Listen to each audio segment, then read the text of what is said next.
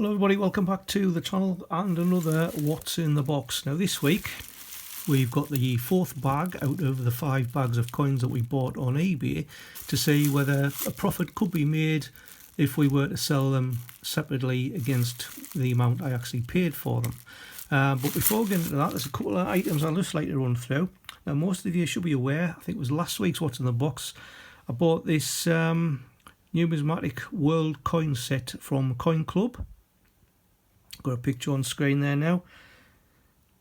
Now the leaflet that came with it shows the coins as they should be displayed in the actual display case itself. Now this coin right in the middle is the Chinese 2 cash coin, and the coin that I actually received was this. So you can probably make out some detail on there. I'm not even sure which way up it goes, but usually on this side of the coin there's some sort of markings, and you can sort of work out from that an approximate date. So obviously I was a bit peeved about this, and I fired off an email to Koin Club, and the latest reply I got, so I'm just giving you a bit of an update. So on screen now I'll show you what I've actually received. So thanks for your patience while I looked into the query. I've spoken to the product team as well as the operations centre, and it's been confirmed to me that these coins are the same condition and meant to be. These are historic coins found underwater, so no 2 coins are the same, and each will be somewhat worn by the elements. I believe the picture is purely to depict what the coin used to look like when it was in its prime. Now, I quickly replied to that and said, "Thanks for your reply. Frankly, I am both amazed and appalled at the response. There's absolutely nothing in the product description to state that the coins were found underwater or will be received in such an awful state. Plus, the picture of the set in the box on the website does not show a bad condition coin." So you can see there that there's nothing bad about the coins. And I've just said basically it's like buying a box of biscuits and finding them broken or just crumbs. I doubt whether the shop would say, well, the picture is what they used to look like. No, they would replace the item. It's something trading standards will be interested in. Why would anybody want to buy a coin in such a state? There's no way to determine the date. One side is totally unreadable and the other side is not much better. I think you should refer this to someone higher in command, and this is the first time I've been disappointed with a product from yourself. This is true. I mean, the stuff that I've actually bought from them is pretty good. So, I mean, that, like I say, that picture there, you can see that it doesn't show any bad condition coin.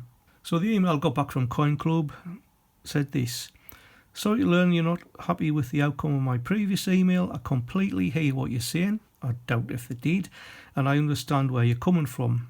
We'd be happy to exchange this product for you. However, I can confirm that I have liaised with the team that handled the order picking over at the warehouse, and they have come back to me and said that all this particular coin have some form of elemental damage on them. It's been confirmed that they're happy to exchange, but there is no guarantee that a coin from a different set will be of a quality than the one you've received, or better quality. These coins are extremely old and have been retrieved from different periods in time, so this sort of effect is quite common on historic coins such as these 2. So I thought, oh, we're getting somewhere here. So the reply I sent back, as you can tell by my previous email, I was a tad unhappy. Just noticed on the product description on the website that it says it's hand-picked by our experts. So it does actually say that. But they said I'm more than happy to return the coin. The rest of the set's okay at my own expense to obtain some replacement that hopefully will be of a better standard. Can you please supply me with return address? Blah blah blah blah blah. So I'm thinking, oh well, I'm getting somewhere. And the reply I got back was, Hi, if you'd like to initiate an exchange, feel free to do so. The booking form and info can be found on the following article. But I'll have to return the whole set as they're not assembled at the warehouse and they don't have a spare coin to send, just the whole sets. I'm very sorry, there's no easy way to do this. So anyway, they said the order number, etc. And obviously when packing the parcel, please leave a short note in it to state what the issue is, the order number and the ticket number, which is like the number of the actual complaint. I don't have a name for who's dealing with it. It could be anyone. So I thought, oh well, we're not going to be getting anywhere here. So my reply was, hi Taylor, please, we've hit a stalemate. I do not intend to return the whole set as 1, I've taken the coins out of the bag to prevent them being contaminated by the bad conditioned one. 2, I've used the rest of the set, of which I'm really pleased with, and I've spent quite a bit of time logging all the coins onto a World Coin site, which is New Mister, by the way. There'd be no guarantee I'd get a better state of coin back, and the website states only 1 left in stock, which it was at the time. After I'd done this email, I found out that they were actually waiting stock. So I might not have received another set anyway, and there's just 1 coin I'm unhappy about. I'll just leave it there. I'll try to source a better condition coin on eBay or the like, or maybe just use a similar size coin from another country in the display case, which is actually what I've done. I've just gone and used a United Arab Emirates 1 dirham, which is roughly about the same size. But even so, they still said that thanks for getting back to me, sorry, couldn't have a better solution. So you can see here this description does actually state down the right hand side, the collection was put together by experts. It's probably some sort of trainees, I think. It does actually see an edition limit of 1,000. Now, whether they've only been selling them in batches, I do not know. But it seems a bit odd that there wasn't any left on the website.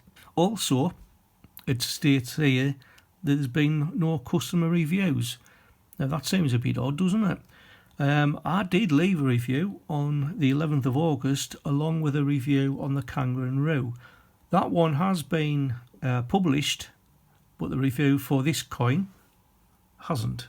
And I did only give it 3 out of 5 stars because I said I was very unhappy with the condition. So I don't know, it's probably going to be best left under the sink or to be used as a spare washer. Now, the next thing I'd like to discuss is this one. It's a 1917 French 25 centimes, and this coin came from the bag number 3. Obviously, we're doing bag number 4 today, last time out. So I went up to New Mister, and I've got the list here, and right at the bottom there I've got the 25 centimes. So I went into it, and I thought, oh, I'm onto a winner here. So 25 centimes says it was composition of just nickel. And then I went in a little bit further, and right at the bottom, it's got a mintage figure of 65,038 with an amount of approximately £39. So anyway, I did mention this on somebody's live stream, and I think it was Laughter and Coin Cupboard, and I do thank them for the following information, because it turns out that I was a little bit hasty, because if I'd scrolled down a bit further, as you can see, there's 2 lots of 25 centimes, and the one I needed was the one underneath. Now, the coins look very, very similar, apart from one thing. So anyway, this 1917 had a mintage instead of 3,084,721, so I've actually had to cross out the incorrect mintage figure, which is still quite a low figure for a country the size of France. But having said that, because it was still during World War One, there was probably a lack of metal going around. It's probably needed for the war effort. So what are the differences? Well, the one I'm showing you on screen now is the picture of the coin that I've actually got. And alongside it, I've got one of the same denomination, and the difference is that little sort of dash under the MES for centimes. So that is the only difference. I think Coin Cupboard and Laughter weren't aware of it, but they did actually mention they thought I think it was Koin Club, actually mentioned there may have been some sort of mark somewhere on the coin to differentiate the two. So unfortunately, I thought I was £39 better off, but it turns out that the coin itself is maybe worth about £3. Fortunately, it's not an uncirculated one, otherwise it would have been £32. So anyway, coming back out, we've got this bag of coins to go through, and as what I've done in the past, I've got your Mr. open, and I do have eBay open as well, and so I'm just going to dive straight in. We'll take off the little number,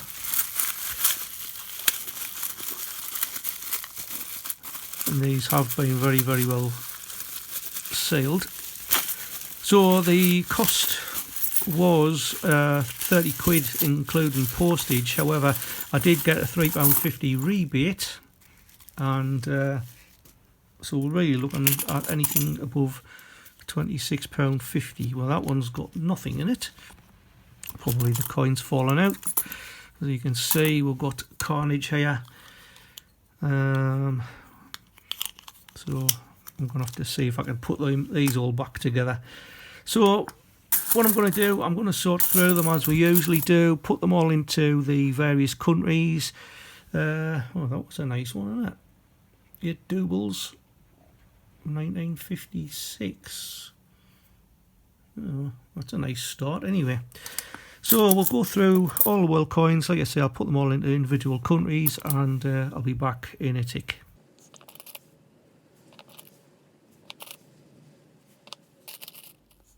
Right, I'm back. So I've put all the coins into the various countries. So in total, we do have 90 world coins.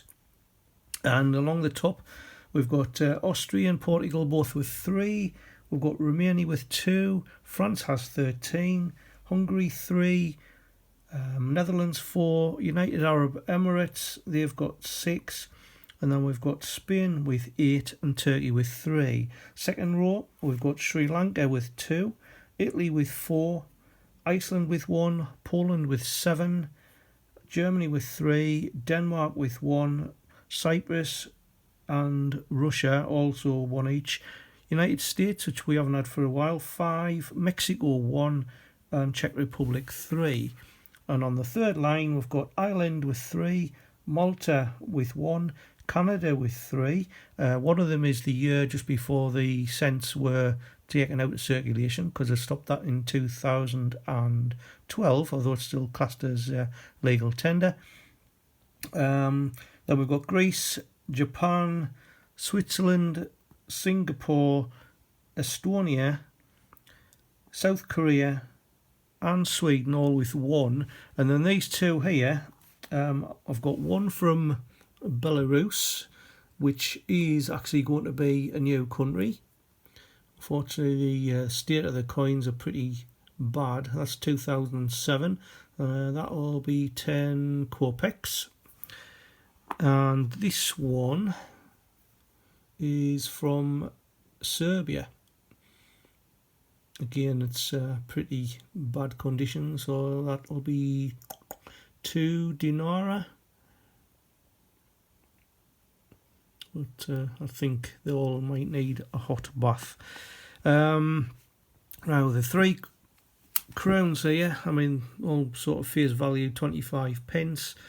I probably could get maybe 50p for each of them. So that one's the Silver Jubilee, and then we've got the Silver Anniversary of Queen Elizabeth and Prince Philip, 1947 to 1972, and I do have 2 of those. So we're sort of looking about £1.50. Here we've got 2 from Jersey, so that's the Lohock Tower. Come on, camera, focus. That's the Lohock Tower. And then we've also got one from Twopence, the Hermitage at St Helier. We've got a nice one here for Guernsey. 8 doubles, 1956.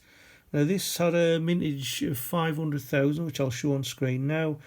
and about £1.47. New Mister says, I haven't bothered going into eBay for these because a lot of the coins are absolutely in a pretty disgusting state. You'll see in a second.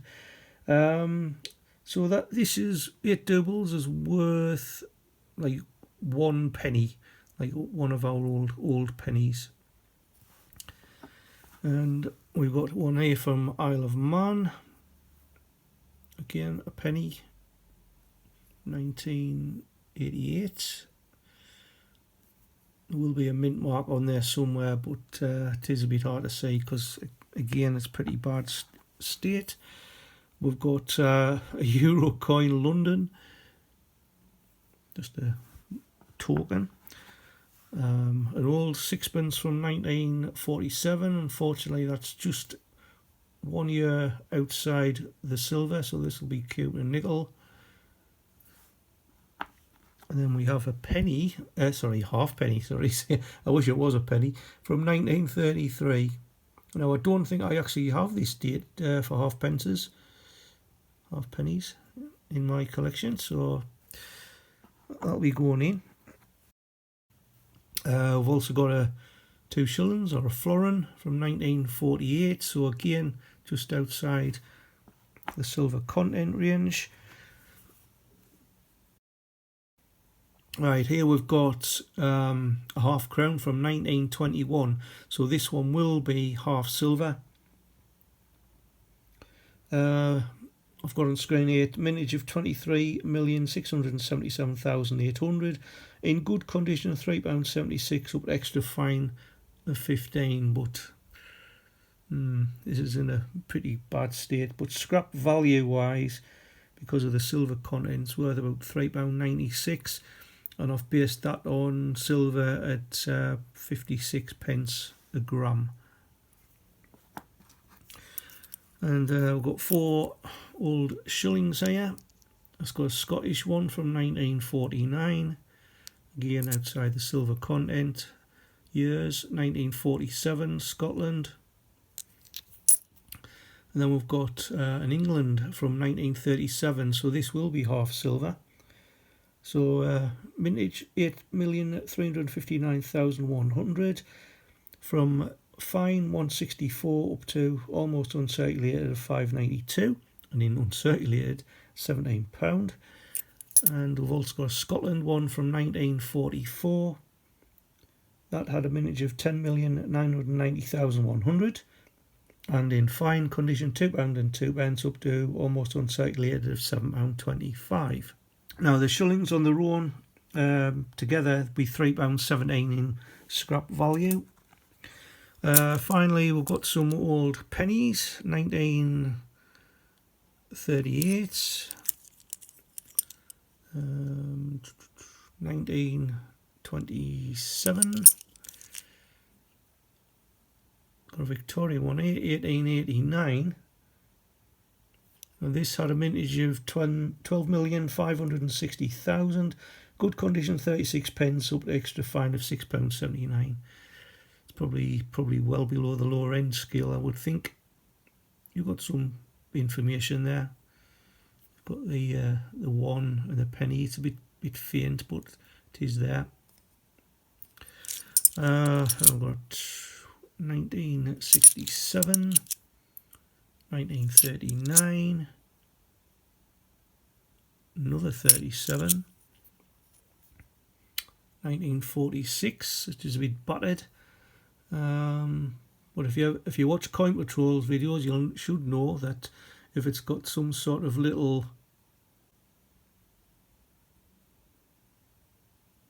this camera does not want to focus today. But there's usually like a little dash. And that's the rare ones. And the last 2, I've got one from 1936 and another Victoria from 1901. So just a quick tot up. If I work out, say, like four for a quid on the foreign coins, you get £22 and 2 coins left over. crowns £1.50, the half crown £3.96, and the shillings £3.17. So 23, 26, 29, 30, just over 30 quid maybe. And obviously there's a few other bits here that like face value. So I would say again we've just sort of scraped over the 30 quid mark. But that is it for today, folks. What I'll do is I'll put a note somewhere up in the top corner of any of the new coins that have gone into the collection. Those two are definitely new countries. I'm not sure about the new dates.